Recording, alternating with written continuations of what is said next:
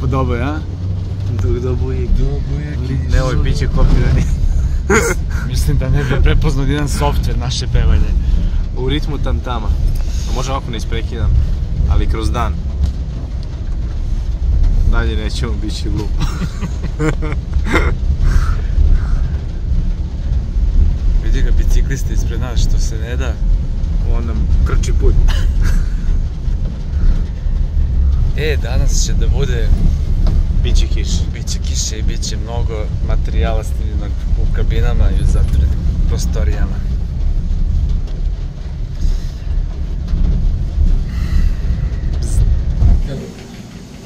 Što ne ulazite, mi smo ispromenili kartu. Unđu! Šta je bilo? Unđu! Pada kiša nam. Kupali smo. Bili na plaži. Bili na plaži. Bili na plaži. Pogledaj koliko sam čosa. Čosa? Pogledaj mi, dobri smo. Jo, majko mi. Bili malo larvota bić. A šta mislite o tome da se nešto stavi na glavu, neka kabanica, šta da stavi na glavu? Kesa. Kesa. Tako da evo. Urki kupio svoju prvu kartu za 65 € Grand Pass. Koliko? 65 € Grand Pass? Nije bre, idem poslije na drugi teren. Ne znam šta znači ovo. Pa ne znam. Vidi, ti si jedini koji je danas kupio kartu, bukvalno. Ovo je na blagini si krstio, ste jebeno normalni. A mi nismo štekarili. A bar za Nije, za ovaj stadion imaš kartu. Za ovaj? Da. Ja sam mislio da je za Prinča. Ne, pa malo, to bi bilo previše para da je samo Grand Pass, znaš. Od petka Grand Pass je toliko. Stvarno? I uđi na drugi ne izlazi. Imaš nova kada gledaš, razumeš, pošto ti je... Dobro. Da. Dobro, ajde zatvori vrata, duva na moment. Ko? Ajde sedi. Daj meni malo da ga duva. Pa budao, budao.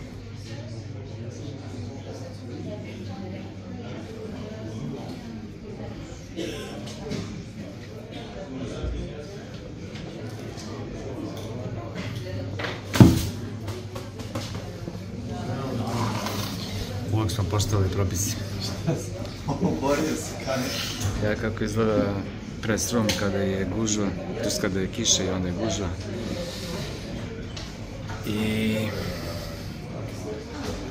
nekako vlada neki smor u vazduhu, naravno, ne i kad sam ja na pitanju.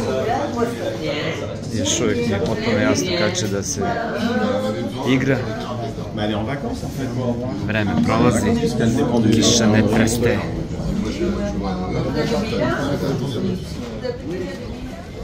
Tako da smo 6 sekundi i ja odlučili da pročitamo malo ovde po kompleksu, da popijemo kaficu ako nađemo negdje nešto. Ćemo ovdje, a? Može. Inače, organizatori najviše vole kada pada kiša, zapravo ovi štandovi, jer su tada rekordni profiti. Sada, nije im dobro ovako kao danas, da kiša počne da pada pre početka, nego im je najbolje da počne da pada kada počne program. Onda svi ovi sa tribine odu i nakupuju se svega i svačega, ali kao što vidite sada je poprilično puno. Uzeo nam jedan... Macchiato ili... Ne, daj mi espresso. Espresso. Da, ali double. Duplišu jednog popularnog. Neki Maserati je sad koji. Gran Cabrio. Da, tako da to hoću da kažem. Sada se kupuje i beleže nenormalne profite svi ovi štandovi. A danas trebalo bi, jako nebo tako kako jeste, trebalo bi dosta brzo da prestane da pada. Bar tako kažu meteorolozi, za sada nisu bili loši, fino su pogađali sve. Mir i ljubav svima, imao sam potrebu to da kažem, ne znam zašto. Evo, naše kabine može se prođe na ovu stranu, a može i ovde kroz zgradicu napolje na glavni ulaz. I uvijek pričamo nekako o kompleksu, o unutrašnjosti, o terenima, ali ja ću sada napravim krug okolo s polja. Dakle, glavni ulaz ovdje dolaze igrači, prolaze kroz slučionicama i se napravi špalir i navijača i oni naravno čekaju svoje favorite i čekaju da se slikaju i da idu fotku. Ovdje je parking za oficijalna kola, da ovdje kreće red, kada su na vožnjama razno.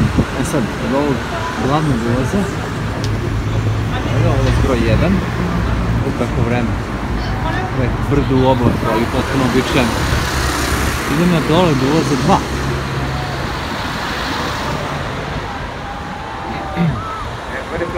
Ona velika zgrada u pozadini je hotel gdje su smješteni igrači, bine izlaz naravno na plažu sa gomilom još drugih sadržaja, bazena, čuda. I kod ulaza 2 je biletarnica. Gore na kecu ne mogu da se nađe još jedan oficijalni auto. Prozubac. Ulaz 2, tu mogu da se kupe karte, za razliku od ulaza 1, međutim, povremeno ih i nema. Nego se onda mora ići do ulaza 3. Ali dobro, ajde, vidjet ćemo sada da li je ovdje nešto ostalo ili ne. Ranije, pred sigurno 10 godina, ovih blendi nije bilo i onda je čak i s ulice moglo da se gleda tenis. Ali posljednjih par godina ipak ne može, jer su sve uzeli i zatvorili.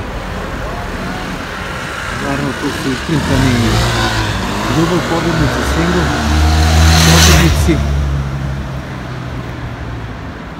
Ovo ima je ovdje lepa kućica.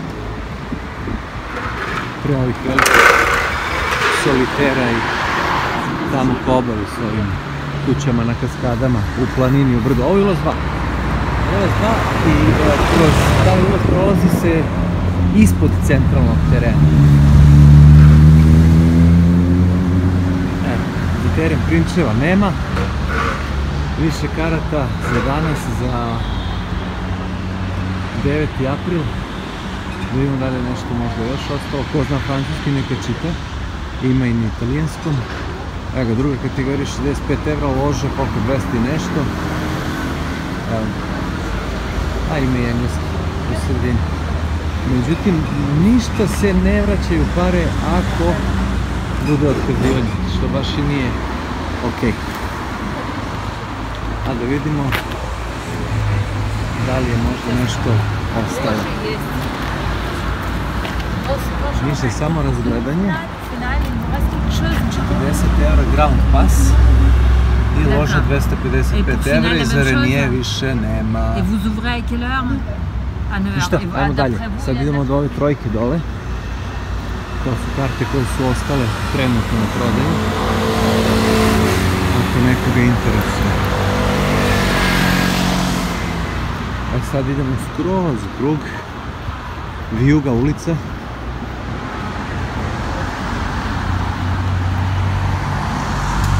A ja sam siguran da će čovjek iza kamere malo ubrzati ovu moju šetnicu, pa da ispadne kao onaj time-lapse. Trotineti, bajsevi, vezani.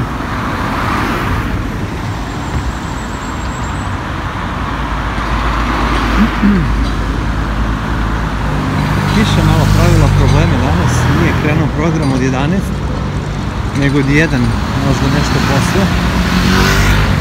I De Minor je dobio Vavrinku, i to bez nekih problema. Očekivali smo da ipak možda malo veći otpor da Vavrinka, evo ga, to je hotel. Ovo je jedan deo možda da se vidi. Još jedan oficijalni auto. Dakle, kiša je uticala na program, ali kažem šteta možda što je Vavrinka baš taj set izgubio sa 0. Pitanje je da li ćemo ga vidjeti ponovo u Monte Karlu na zalaskoj karijere. Ali ako je mogao Federer da svoj posljednji Wimbledonski set izgubi sa 0, onda šta se radi?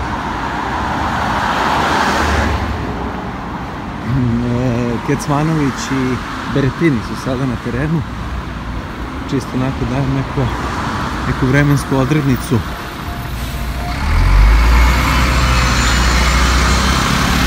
Gde sada pređemo ulicu? Aha, evo ga pešački. Jednostavno od policije, inače bi pretrčao ovde. Nemojte to da radite, nije u redu. Moraju se pravila i propisi poštovati. I jednog tamo ulaz 3, isto sa biletarnicom. I onda je on skroz dole na dnu, praktično u podnožju. U podnožju čitavog kompleksa. Što nije ovdje, da li je možda kod njih ostalo nešto karata, mada manje više je to svuda isto ili slično. Šta se ovdje dešava? Evo ga, vaše karte, samo raspored, ništa, ista priča kao gore. Šta tamo piše? 255 loža, Nije nema. Gotovo, ništa. I evo ga, sada ću tu da prođem i onda idem dole do plaže, tamo Monte Karlo beach. I parking je fascinantan, vidjet ćete zašto. Iza trojke i ulaz 4, samo onako dijametralno na drugu stranu. Odande dolaze ljudi jer je tu blizu železnička stanica, vozom iz Nice uglavnom stižu i linija vozi tu nekih 7-8 minuta peške i dođe se do terena. A evo ga sada stepenište ovo koje vodi dole do plaže. Prilično onako strmo, malo rade kvadricepsi. Tamo malo evo ga, bazen se vidi ili se bar nazire kroz ovo šiblje i lepi izlazak na plažu.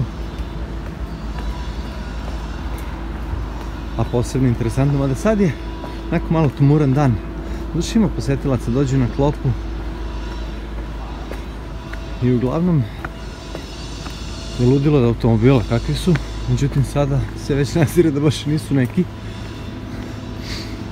Ali dobro, uvijek kada se dođe kao Monte Karlo pa neki glamur, pa se priča o tom luksuzu i takvom načinu života, međutim sada izgleda da su svi zaposleni došli na posao, a da nema gostiju. Ovu tanku, morat ću dođem ponovno. Ovo je baš slabo i nije ni blizu onoga što sam pretpostavljao da će biti, kako je bilo prethodni put. Ovu može, šta da vam kažem, biće bolje sutra ili čim malo vreme dozvoli. Doći ću ponovo, obećavam. Evo je jedna od najprestižnijih plaža na Azurnoj obali. Možda i na čitavom svetu, ali radovi su u toku, priprema se za sezonu. To je razlog zašto nema tih automobila koje sam najavio, ali kažem, ne dolaze sada naravno da se kupuje, neće se kupuje sada početkom aprila meseca. Ljudi, ali tu je i restoran. Može. Alo, Julien? Julien? Evo ga, Monte Karlo. Julien? Country klub. Odnosno, beach. Tu smo. Alo? Regarde-moi, moi, Sophie. Sređuje se.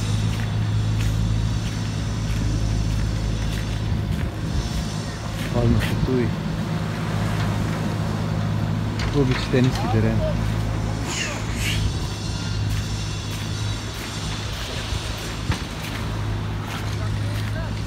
Ništa, eto samo da vidite kako to izgleda.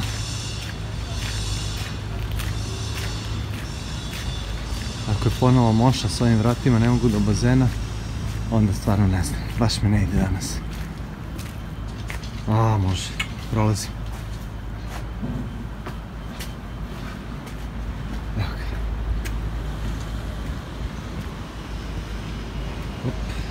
Dezobarijera, ali ima daske preko, može se prođe.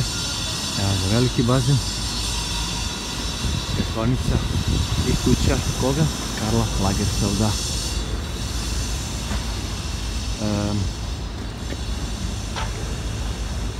Dakle, princezina letnja rezidencija, naravno sada otvorena za javnost. I on, ekskluzivno je biti član. Ako ne snimim parking, ostaje da mi verujete na reč, ali bukvalno na parkingu budete 20-30 miliona u kolima. Ne preterujem.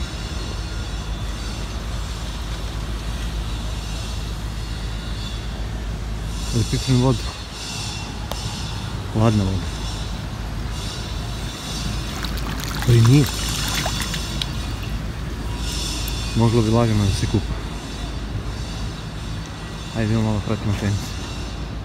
Mišo, pre svega čestitke na pobjede. Do sada su svi Italijani pravili problem, ali eto sada baš protiv Italijana stižeš do svoje prve pobjede u Monte Karlo.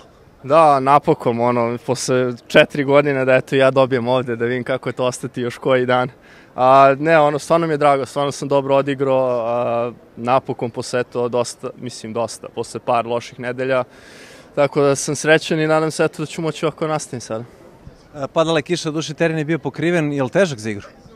Jeste, ali danas je to meni išlo u korist jer sam igrao protiv Mateja koji lupa, servira dobro, udara jako, tako da danas je definitivno bilo na moje strani. Dobro, u principu znao si protiv koga igraš, to su servisi, to su forehendi.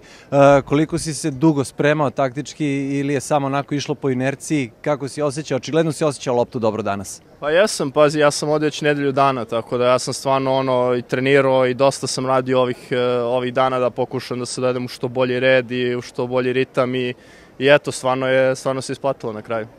Sad kaži mi, sledeći ti je jednoručni backend kao protivnik, igraš protiv Dimitrova, šta tu možemo da očekujemo?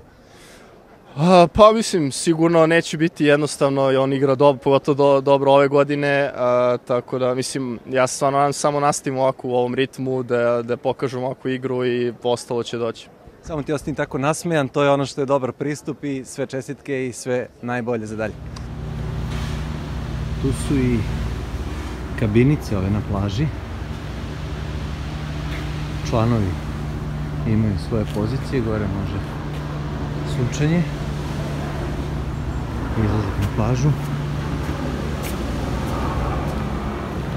imaju svoje pozicije ovde, ormarići, lepo, evo kabinice broj 47, na primjer.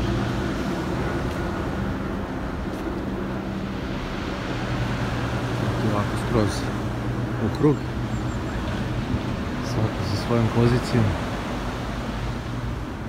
Ko nadi okruglo kupatilo.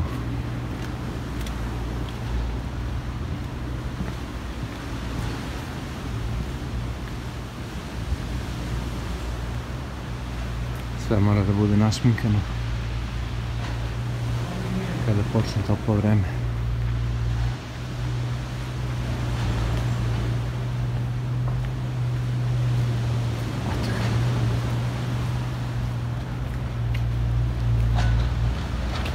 Novač je jedna dobra partija za početak, izgledalo je da se baš onako lepo, komforno osjećaš na terenu, da je sve tu kako treba da bude. Pa jeste odličan meč, stvarno i sam osjećaj na terenu, kao što si napomenuo, jeste takav bio, stvarno ugodno sam se osjećao i drago mi je zbog toga, s obzirom da sam preko 2 nedelje trenirao i puno kažemo napora posvetio tome da i zajedno sa Zikijem koji je u ulozi trenera ovih nekoliko nedelja unesem, da kažemo, možda neku svežinu u svoju igru i da ojačam neke, da kažemo, aspekte svoje igre koji su možda ove godine nisu baš na nekom željenom nivou.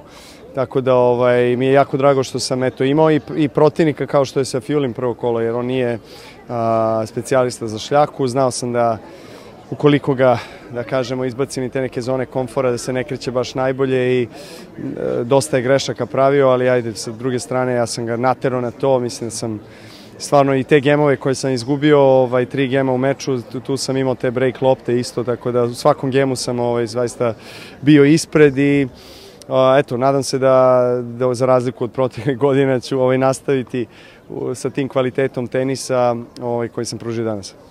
Ta trenerska tranzicija je u principu prošla onako prilično sliveno. Znaš se sa Zikijem dugi niz godina, ali opet moraš da ga slušaš kad je rekao izvuci servis iz nogu, pa malo fokusa. Jeste, pa naravno, mislim, ima tu puno informacije, puno stvari na kojima smo radili, o kojima smo razgovarali. Ziki i ja se dugi niz godina poznajemo i na terenu i van njega. On je pre svega prijatelj i mentor, neko ko je uvek bio tu za mene da mi pomogne od najranijih dana, kada sam imao, ne znam, 13-14 godina se poznajemo, tad smo i prvi put trenirali na terenu zajedno, tako da njega sam uvijek gledao nekako kao starijeg brata, kao glas razuma, tako da kažem, i neko ko može uvijek da me uputi na neke stvari koje on naučio iz iskustva, i pozitivne i negativne. Tako da mi je jako drago što smo se brzo organizovali i što je on prihvatio da bude ovde u Monaku, i za sada sve funkcioniše odlično. Puno vremena, kažem, provodimo pričajući i van terena i na njemu, i za vreme meča su baš ljudi primetili da konstantna je komunikacija, ali to je nešto o čemu smo razgovarali i što mi je u ovom trenutku potrebno, tako da sve ide kako treba. Sve je krenulo kako treba, znači hvala i puno sreće. Vidimo se. Si počeo da snimaš, jesi? Opasni meč. Ti znaš da ja uvijek snimam, kakvo pitanje. Ne, rekao da si počeo opasni mečevi za nas. Na terenu pričavamo Monfils i Vukić, trenutno 4-4 u trećem setu. Vukić uleteo kao lucky loser. A tamo su Borna i... O Bože, pomozi mi. Štruf, Jan Lenard Štruf. Prvi set u taj break u 7-6. Pa šta je, brate? Trozubac iz Modene. Vidi ga, pa evo ga, brate. Pa levo znak imaš. Pa ne znam, da ima Maserati nego koji? To. Pa evo, šta kaže? MC20. MC20. Evo, lagano se približava kraju ovaj dan koji, kako je počelo, delovao da neće biti gotov nikad, jer je kiša krenula baš onako ozbiljno da pada, i onda smo imali 4, ja mislim, najkraće meče verovatno ikad u Monte Karlo. Stvarno, on je, dakle, po sat i nešto trajao svaki meč, baš se ne pamti da je bilo tako brzo. Da li se to desilo? Ali dobro, ajde mi da malo prođemo kroz ovo dana što je bilo. Joj, što mrzim da ovako držim telefon ako mi ispadne. Imaš kriv da padne, meni je to na brodu, na trajektu, znaš kako sam ga stegao, znaš kako sam ga stegao, vi palac kako mi se ode, zaustavi se krvotok bukvalno. Meni je trip to za način da mi napadne, znaš, kad tako nešto zajam preko te ograde neke. Bio je strašan dan za nas, toliko bilo gotivno sa ove dve pobjede koje su bile vrhunske. Miše je odigrao kao bog, koliko može da igra dobro, to stalno pričamo ti i ja, koliko može dobar tenis, ali smo videli prekjuče, da smo prekjuče pričali sa njim, to jest ti se priča sa njim koliko je raspoložen, koliko je nekako dobro delovo, nasmejano. To potpuno drugačiji stav u odnosu na ono što smo navikli da gledamo kod njega. Sjajan, stvarno sjajan. Do duše, pazi sada i Berettini nije blistao, ali trebali to iskoristiti. Pa nije blistao daleko od toga, ali vidi, Miša je, tačno je osjećao gde će ovi da greši, znaš, i igrao je, ajde nećemo u statistiku i analizu da ulazimo, to smo radili toko prenosa, ali mnogo anomalije je bilo u tom meču, tako da sve je bilo, ne znam, fenomenalno. U stvari, mislim, može se kaže da su i Kecmanović i Đoković odigrali najbolje mečeve u godini. Vrlo verovatno. Mislim da je čak Novak to i rekao na svojoj konferenciji za medije posle, ali ovo je definitivno Đoković u meču koji je bukvalno sjajan bio. Dakle, to je pod kontrolom sve, ok, sa Fiulin protivnik po meri, znaš. Sa Fiulin je ono kao, ali šta će da izađe na terenu od tog čoveka, ima 7 verzija koje će da bude, znaš, to Boga piti to. U svakom slučaju, Novak sve pod kontrolom drža od početka do kraja. I znaš šta je dobro? Što se on prijatno osjeća na terenu. To je, čini mi se, jako važno. Kad on izađe, mislim, može onda dobije kad je takav, ali kad izađe sa nekom presijom, sa nekom stegom, onda to jednostavno se vidi, a i videlo se sada koliko je lepršao, koliko osjeća loptu, koliko su ga slušali bekendi, sve je bilo baš onako kako treba i bombonice za početak. I sad odjednom, kao od noleta, šta će da bude, kako ono, Nole odigra ovako, Alcaraz ispadli, eto Nole, prvi favorit. U roku od 1 sata se sve okrenulo. Sve. Bukvalno sve. Šta se dešava? Odjednom je Nole prvi favorit, evo sad. U tom delu žreba. Polako. Mislim da je uopšte... Sutra Sinner i Korda, veruj mi, i to može bude svašta. To će bude peglanje. Korda se priprema u Beogradu. Igrao je, bio je tamo. Korda isto sjajan tenister, ali ne znaš koji će Korda da izađe na teren, znaš, poput Ćaleta, ono, možda osvoji Australian Open, možda ga nema ni... Dobar dan, sutra će isto biti tako, Miša Kesmanović igra poslednji meč sa Dimitrovim ovde na terenu Klinčeva, kiša je najavljena, sad da li će biti kao danas, da li će uopšte biti, ovo se fino razvedrilo, tako da ajde, možda nešto padne tokom noći pa da nam sutra ne smeta, bilo bi lepo.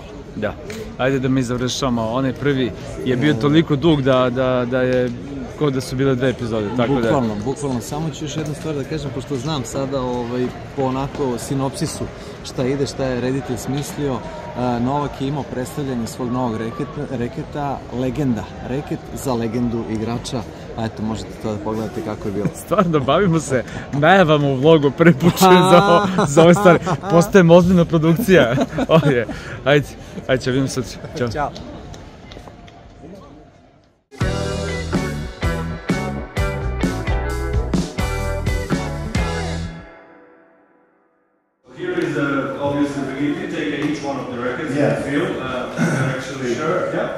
Nice. Now, this is the beginning, right? So, it's actually one of, I don't want to say the favorite, but definitely one of the favorite because it's, the first one, and I just love the color of the record. I remember, I was just starting my professional tennis career, and I played with this racket. I made my first ATP points and qualified. So this goes really far back. And I won my first actually Grand Slam qualifications matches with this racket and I qualified. So yeah, it rings the bell and brings back some wonderful memories. Perfect. Yeah. This one. You participated in the choice of this racket, that's for sure. Yeah. That's right. It's the beginning of the white. Yes, I had some lead tape on the side, and it was all part of the process actually talking with you as we reflected on the other stage of trying to find the right weight, what's the kind of a string pattern that I really need for my game that is going to complement my game, what is the tension. So it was a lot of trial and error, and it took quite a long time actually, I think about a year or so to actually find exact specifications that I have used for quite a few years. So yeah, this is a nice one. This is the beginning of the journey to 420 weeks. Yes. This is how we now move to 11, 12. So 11 and 12. Is it first Wimbledon, this one, or? This is the first Wimbledon exactly. And 2011, that's the year I won. Well, when you started the year, crazy, yeah, 40 plus wins and Wimbledon trophy, a US Open trophy, Australian Open as well. And number one, right? And number one, exactly. One of the best seasons I've ever had, and this racket just made it all happen. So it's nice to hold it back again. I haven't held it, I think, since those years. So I might keep it here for this week. Good. Hold it on, hold on. So that was great. Obviously, first Wimbledon, 2011, the tournament that I always dreamt of winning. I'm not the only one. Obviously, Wimbledon is like the holy grail of our sport, and becoming number one in the world. Both of these achievements in 2 days, and so yeah. I mean, I had a huge love affair with this racket at the time. I thought it was all about the racket. Okay. My coach at the time would say it's not about racket, it's about my coaching. My fitness coach would say no, it's about my fitness, and so everyone had their credit, but I think racket was phenomenal. Good. Cool. Yeah. Let's move on. So this is now the next stage, Monte Karlo 2013. That's right, yeah. Kind of similar aesthetics or cosmetics as the previous one, but with certain changes. This is the first time I think they introduced the graphene material. Okay. We still see the lactates kind of to make sure you have a push. Exactly, and I think the graphene, one of the lightest material on Earth, which allowed that kind of swing motion and the speed of the racket head speed through the shot to go more efficient and faster. So and still keep the control. So I won with this racket the Monte Karlo tournament where we are right now, 2013 against Rafa. It was the first time I won against him on clay. Or no, no, I won in 2011, but it's still the first time here in Monaco. So yeah, that's probably the tournament that I would highlight from those. This is the Monte Karlo. Maybe we should keep this one. Yeah, I should keep that thing. Exactly. That's needed. Good moment. Yeah. Let's move on. So here we have an introduction of a little bit of yellow. Yes. Okay. This was this is 14, 15? 15, 16. 15, 16. Yeah. Okay. This is 15, 16. Yeah, we got some additional changes, cosmetics, but also they were playing around a lot with this graphene material that I was kind of giving feedback, and I actually like my grip to be slightly smaller than it at that time than what it is probably today, I would say. But you know, in general, it was the same like 2009 or 10 when I reached those specifications. I didn't want to. Did you change with the weight and? I didn't play around with the balance. I didn't play around with the weight. Swing rate, everything was the same. Okay. Yeah. Okay. They were introducing this new graphene next material, as I mentioned, and that was, you know how it is when you're playing your best and you have the racket. You don't want to be messing around with that. That's the tool that you never want to change. But that's always the trick, I guess, with the brands, is that how do you kind of keep evolving without messing around too much. That's always the trick. But I think they've done a really good job in just playing around with materials and not interfering with the specifications and the feeling. Yeah, the numbers had to be really correct. Okay. And I had my my fun time with Thomas. Where is Thomas? Where are you? I had a fun time with you when you were bringing me a racket and saying, "Oh, no, exactly the same racket, same specification." I said, "Thomas, it's not." and then he would come back with the papers and say, "Look." I said, I don't care what the documents say, I know what the feeling is. So he would go back, he doesn't admit it to this day, but he was wrong. But we had a fun time, and it's tough, obviously, as I said, for Thomas and the technical team, as you mentioned, to kind of innovate, but then you know that you don't want to disturb the player's flow. The focus is there, so once you have the right racket, why change? But then is this the most successful one? I think this is the one. It's almost like all the way down. Yeah, this is the. I think that with this racket, I played 19 finals in a row. Wow! All the tournaments here, like there were 19 finals in a row. Okay. And it was not too bad. Exactly. And I would probably highlight the Roland Garros 16. That was the first Grand Slam win at Roland Garros, and at that point I held all 4 slams at the same time. So this is the racket that I won with, and I think that's the one. So you won so much that you decided to take a break in 17, and that we moved to 2018. Yes, this is the Wimbledon in 2018. Yes, back to the winning days. Exactly. The 2018 Wimbledon was, we can see some of the motives, I'd say, inspiration from the Falcon here on the side. The speed is obviously the name of the racket, but then I asked them to play around a little bit with the Falcon, and then obviously Falcon speed makes sense. And that was. Actually, in 2017, when I had 6 months off because of the elbow injury, I started working with Andrew Agassi. And he told me that he wants to talk to me about the racket. And, obviously, going back to what we talked about, very sensitive about the rackets, but he said, listen, you have to trust me. Your elbow, obviously after surgery, your motion is not the same. You're gonna have to adapt. You're gonna have to change, and racket needs to help you. So that was this is now our first racket that I played with since 2009 that had a different specifications. Yes. So it's a slightly longer racket head. a slightly different balance, and different string pattern as well. Ooh, okay. And so yeah, it was a big change. But at that time, he said, "I'm gonna come." It was after the surgery, before the surgery, but even at that time, I still had pain and alternated my technique for the serve, and I was just feeling all wrong about everything, and I was really not in a good place tennis-wise. So he said, "I'm gonna come with many rackets." Okay. But I'm gonna pick 3. So he brought literally 3 full bags of rackets.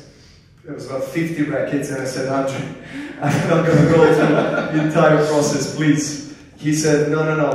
You know, I just brought all these rackets so you see the kind of a process that I went through with the technical team, and then we chose 3. And there are 3 rackets.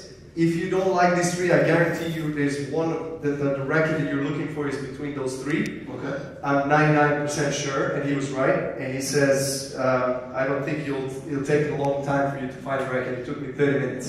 Wow. So out of all the 50 rackets that he brought, he said these 3, and then I played with the 3, and I said, okay, instantly, this is the racket.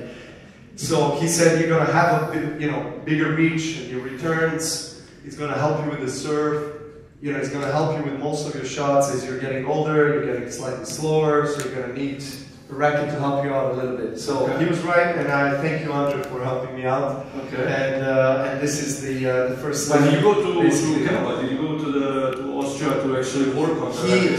He worked with the head technical team, and with also with a guy that was stringing his rackets and was customizing his rackets for all his career. So they worked all together into creating a new racket, and this is that new racket that I won Wimbledon with. Basically, that was definitely one of the most emotional tournaments because I dropped out of top 20. I was earlier that year finding my game.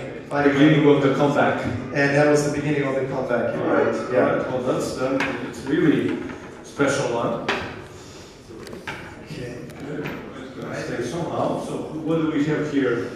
This is so here black and white. We go back to black and white. Black and white. Yeah. Okay.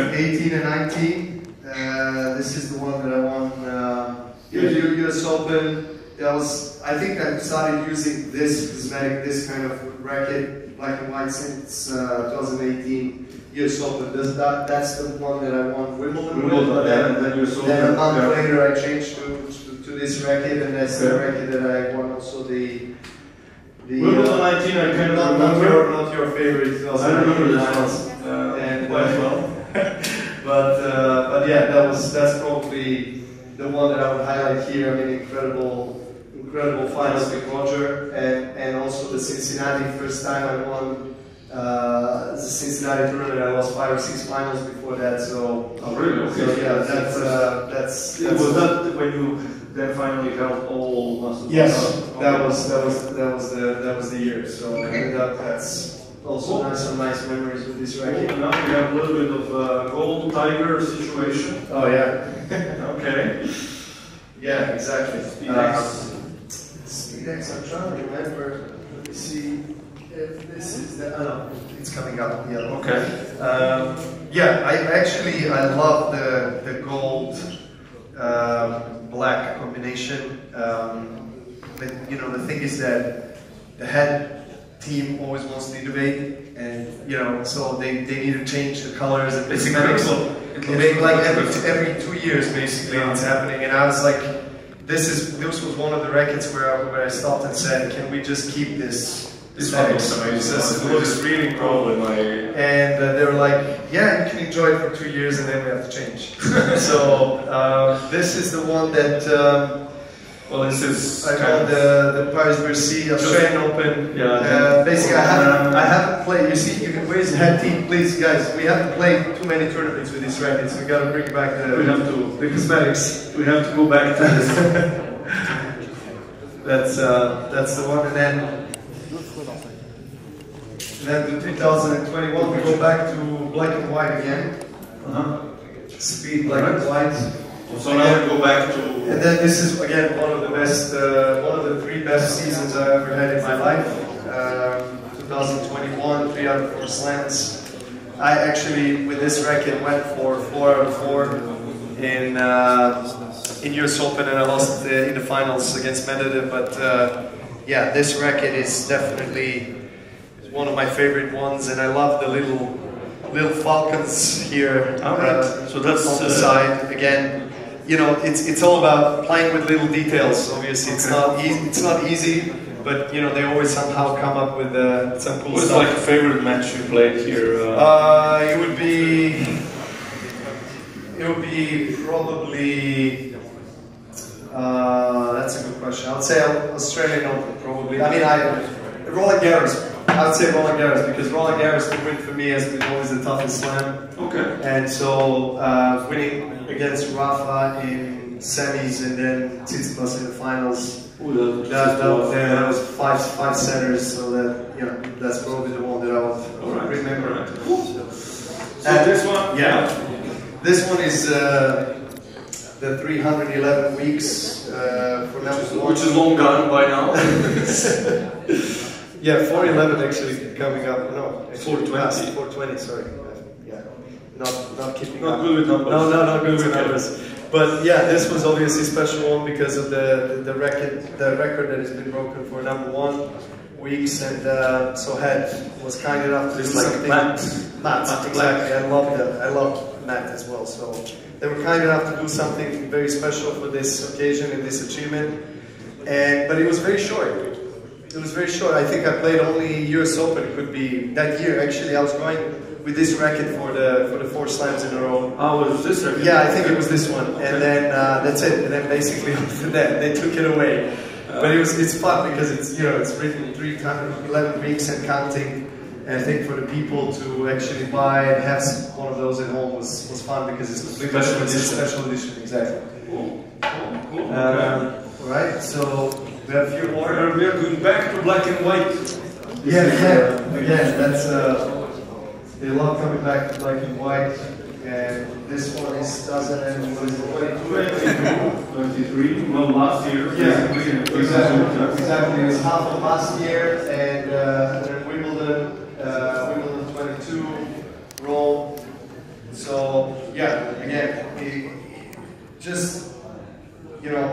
I always actually minded the big color change. That's what I wanted to ask. I never really liked that. But now, when actually as we're going along, I can see the pattern. Yes. Because the black and white is kind of a must. They come back. They do something like a special edition one. Then they come back to the black and white.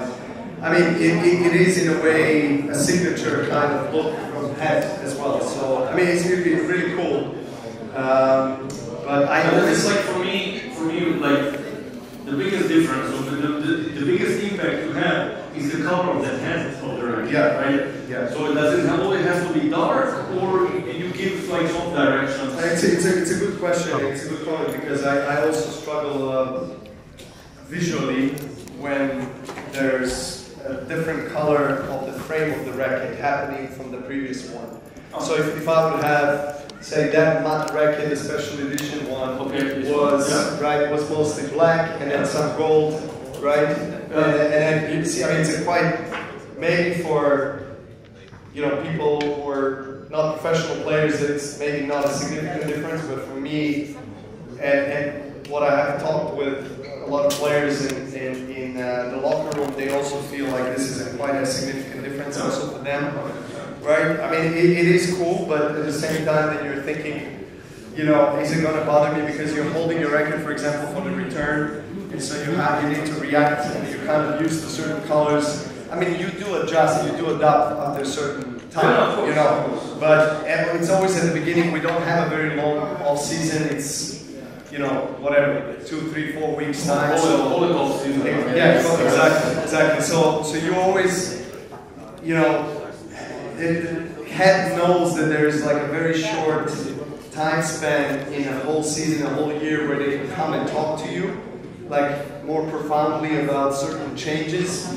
That normally actually happens, I think, in the beginning of the year or midway through, and then they kind of announced that they'll come back to you at the end of the season with those colors.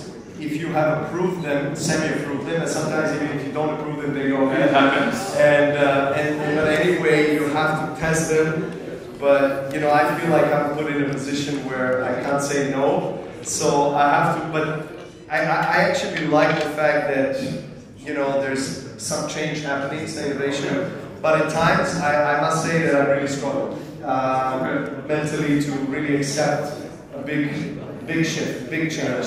Even if it's aesthetically, and you would think, oh, it's just colors, but it still has an impact. And there was a few times that I was actually calling Thomas on this, but you know, I think a few years ago there was this completely, could be this year actually, could be this 2 records, and I was receiving this one.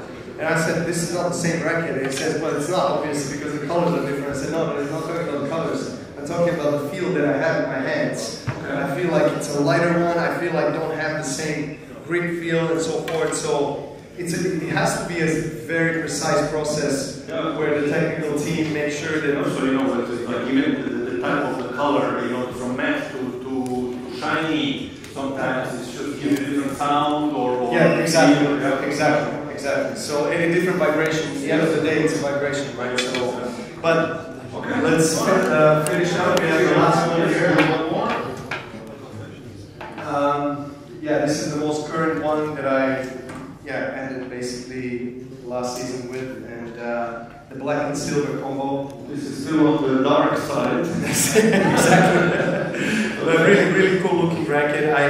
The frame, as you notice, maybe it's probably the first one that has like completely gray frame compared to the others that had black or white and so forth. But I love the racket, and you know, the results I had at the end of last year for me, US Open to all the way to the end, had some amazing achievements and results. End of the year as #1. So yeah. So I'm gonna make a tough question for you. Which of these rackets you broke the most? Which one? The first one. The very first one. Your favorite one. Okay. Because that one was, because I was not in the right frame of mind, so to say. I was really frustrated with inability to find a racket that is really suitable. That I say, okay, this is the one. I was in a pursuit and in a search constantly for that racket. So it took me a year to really find it, and that's why that racket has suffered a lot. And I don't know where those broken rackets are, but if there are any kids, I saw there are kids here, please do not break your rackets. Sorry, my low temper. If you get to the stage where number 2 and you're looking to optimize your racket, then maybe you can break 1 or 2 here and there, but not before that. Yeah, so that was fun. Thank you for taking me through this alley. It's really cool to go through. I've never done it. I have at least one of each kind scattered between, you know, my home, my parents' home, or somewhere around, but I've never actually put it in order so I can go through the kind of chronologically through each year and to really reflect on it. So it was a nice experience. Cool. Good. Well, I'll just invite everybody after while we are here, it's coming up. But after the ceremony, we're gonna open so you can actually feel the racket and see, and if anybody can come with a proper comment, what's the difference between this one and this one. We are waiting for your response. And why this one works better than this one, for example? Or actually, the one that I did change with Agassi, that could be fun. People could maybe notice the difference. Okay. I did already say it, so they have the information, but it would be cool if they see what is the difference between the 2018 Wimbledon ones. So all of these rackets here, on the right side, they start with this racket. Okay, so this is that racket and all of on the left. So this is kind of 2 eras. One kind of racket finishes here, and another one starts here. Okay. So it would be cool if you compare to see if there's any difference. Cool. Well, let's move to the main stage now. Please, should we go this way?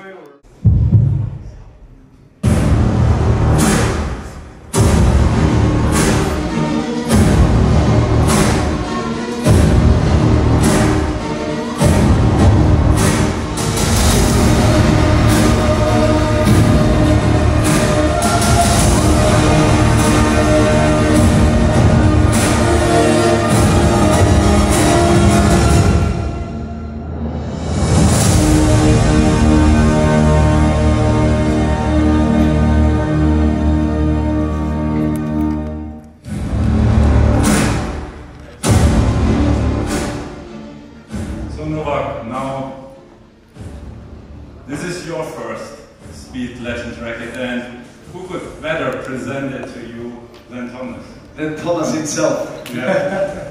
Thank you, sir. So we wish you, of course, many good matches Thank you. with this racket and big success. This is the first legend racket we, and I think the entire industry, ever introduced. Thank you so much. Thank you Big so much. success.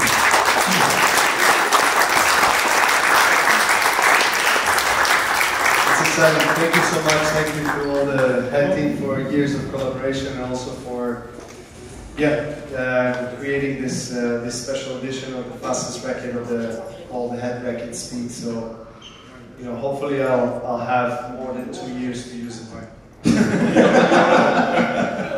We negotiate. Exactly. Don't change your perspective. Exactly. Very good. Great. Excellent. Thank you. Awesome. Thank you, Thank you Novak. so Thank you so much. Take the photo. Yeah. Thomas.